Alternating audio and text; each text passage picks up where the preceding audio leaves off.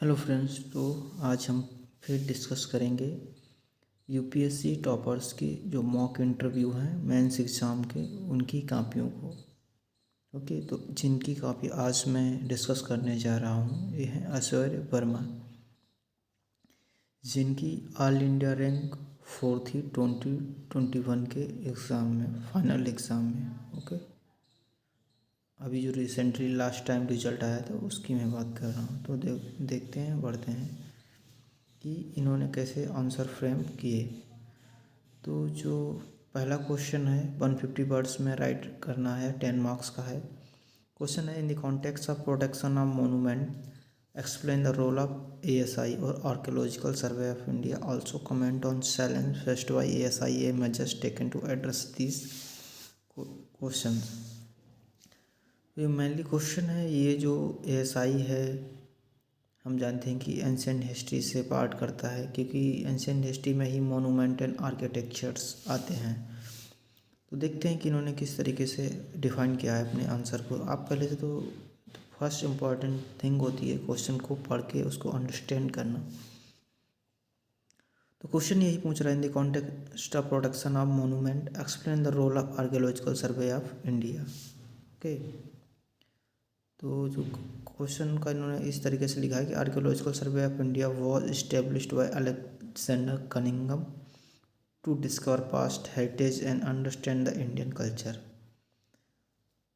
Okay, role है, it's role has been evolve over the year, discovery of new sites by excavating in scientific manner like Harappa was discovered in 1920, understanding the culture by interpretation through the evidence found.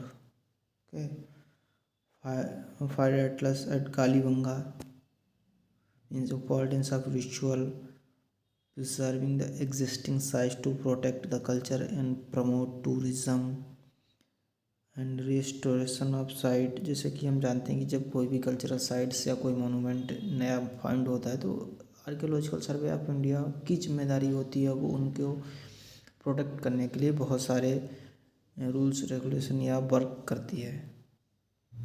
Challenge भी हैं जो कुछ face होते हैं ऐसे monuments या archaeological sites को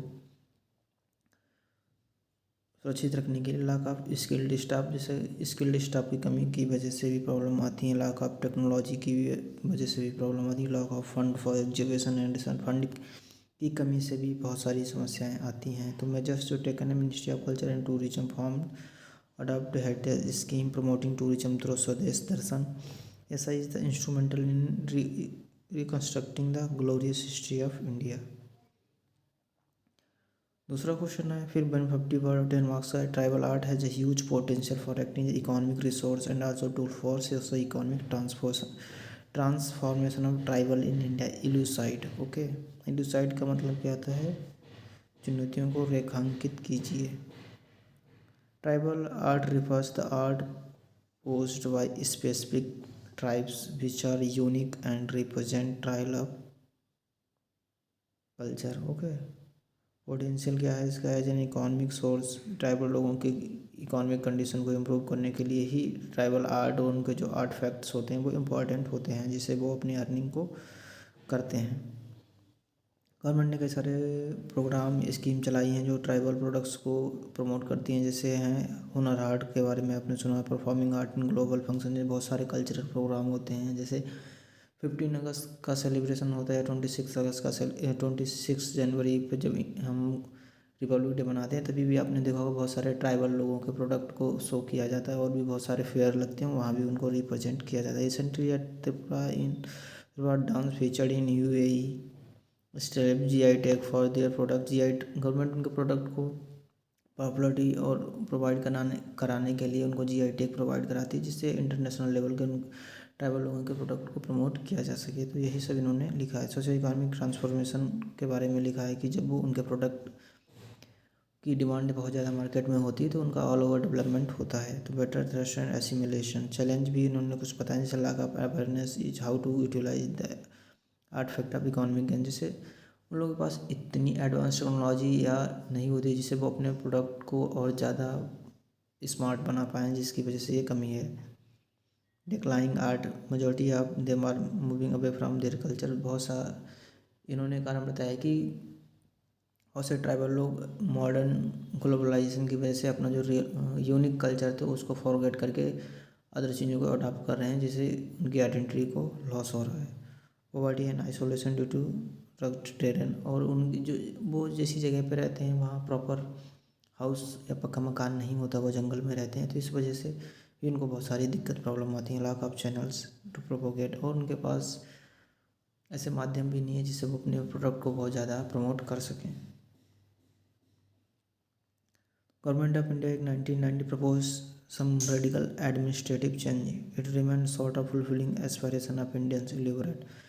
actually में यहाँ गवर्नमेंट ऑफ इंडिया एक्ट 1999 के जो कुछ प्रोविज़न थे जो बहुत ही ज़्यादा रेडिकल थे या हार्ड थे इंडिया के इंडिपेंडेंट स्ट्रगल के लिए, इंडियन इंडिपेंडेंट मूवमेंट के लिए, वो किस तरीके से उसके उसमें चैलेंज बन के आए उसके बारे में आपको लिखना है। जैसे British government in 1920 face various pressure both internally and inwardly to bring constitution change in India. In this backdrop, August Declaration of 1917 paved the way for Government of India Act 1990. Government of India by Government as Center expanded separate electorate to seek European Anglo-Indians. It introduced diarchy at provinces to give them more freedom. It increase the number of Indians in executive council. Okay, तो यही सब provision थे, आप इनको ध्यान पढ़ सकते हैं। और often deemed as the forgotten conflict Korean war, ये बड़ी हिस्ट्री से आप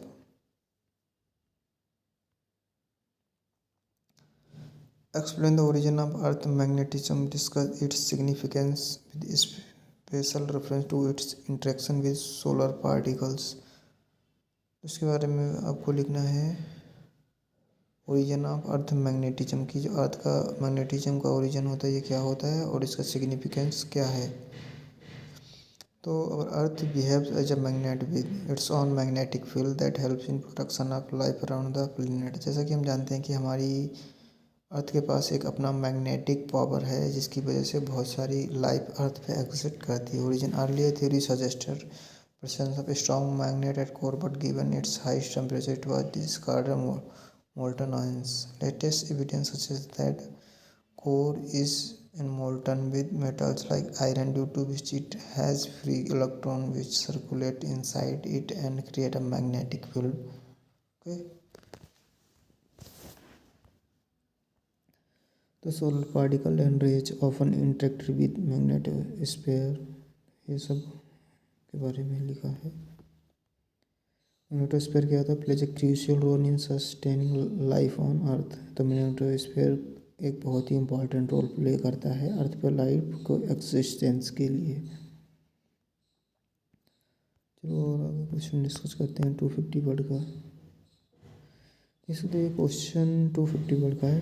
despite organisational apathy from Indian National Congress in its initial year, working class in various part of contestant participate only nationalist movement. तो आपको कहना है कि Indian National Congress की जो इनिशियल ईयर में जो वर्किंग क्लास थी उसके बारे में लिखना है, उसके जो एम थे वो क्या थे। तो Indian national movement was a culmination of various event and ideology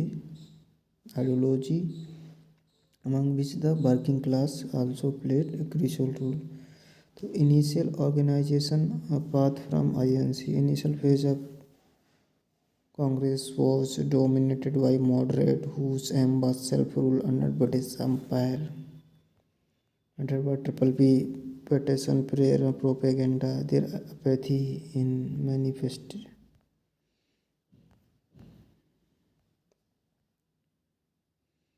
तो यहाँ पे देख सकते हैं कि इन्होंने कुछ ऐसे फ्रेमिंग की है आंसर की, जो trade union act, public safety ordinance, trade dispute act, ये कुछ थी जो इनिशियल फेज में जब कांग्रेस ने वॉइस उठाई तो गवर्नमेंट कुछ चेंज लेके आई।